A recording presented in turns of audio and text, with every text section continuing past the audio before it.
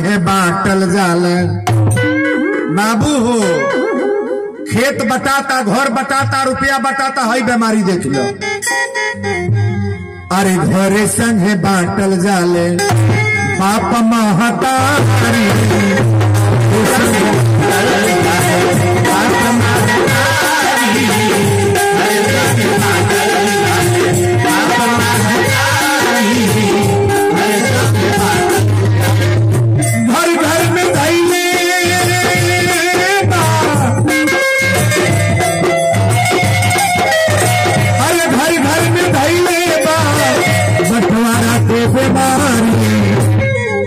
घरे संग है ना ताकिएगा है ना खेत बटाता घर बटाता रुपया बटाता सब बटा गई।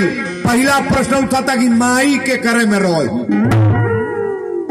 3 गो बेटा बड़ा पूछाता है बड़कू अपने माई के तू ले तो बड़कू कहता माई हमारे में नहीं रही खाली बाबूजी रही है। बड़की पतोई कहती बुढ़ऊ हमारे में आवे बुढ़ऊ हमारे में रहे हम बूढ़ा का अपने में नहीं राखो। बुढ़ऊ गैला बड़कों में मझली पतोही से पूछाती है तू बुढ़िया के रखबू तो हमसे नहीं पटल हमारे में नहीं रही। बुढ़िया के छोटकी पतोही कहती है हमारे में आओ। बुढ़ऊ गैला बड़कों में अब बुढ़िया आई छोटकों में छोटकी पतोही कहती है प्रधान जी लिखा पढ़ी पहले कह दो कहले अब का लिखा पढ़ी बता गई। बुढ़ऊ रही बड़कों में अब बुढ़िया बात तोर में छोटकी पतोही कहले लिखा पढ़ी कह दो कि जबले जी है बुढ़ऊ बूढ़ा कबो बुढ़ऊ से बोली है नो। बतावा खेत बटाता कि मुआवल जाता घर बटाता जेजात बटाता हो कि माई बाप का मुआवल जाता। अपना इलाका में ही होता कि ना नहीं होता नहीं क्या हो हमारा तो बुआ तो हमारे इलाका में जौन होता जौन कहीं होते लाइक महादेवा में नहीं होत होई खाली हमारे सकरौली में बा है ना।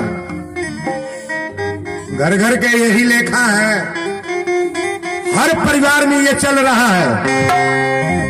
और पारिवारिक जितने लोग यहां बैठे हैं जौने परिवार में माई बाप के कष्ट हुई पुरखा पुरनिया के कष्ट हुई स्टैंप ले आवे आजे लिखतनी तोरा परिवार में कबो बरकत ना हुई। माता पिता का सेवा करो अपने से बड़ों का आदर करो सम्मान करो यही तो कथा बताती है। हमारे कथा में ज्यादा संस्कार अगर संस्कार है तब तो आप प्रेम से कथा को सुनो। अगर संस्कार विहीन है तो कथा में बैठने के बाद भी आपके पल्ले पड़ने वाली। बोलो शंकर भगवान की। शंकर जी दूल्हा बनता है सुमत बतौली है। शंकर जी के परिवार में इतना खतराहू जानवर सवारी बा लेकिन कबो झगड़ा भइल बा कभी नहीं हुआ है। जानवर हमनी से तो जानवर अलग बा ना हमनी के दाल भात चावल रोटी घी अचार खाई जाता अब तो वो बवाल चलते बा। आवा यादव जी तोहरो भी आज फुर्सते रह का हो दूध बेची एल बेड़ा के भिंजाए बा बहुत बड़े प्रेमी हमारे हैं भाई।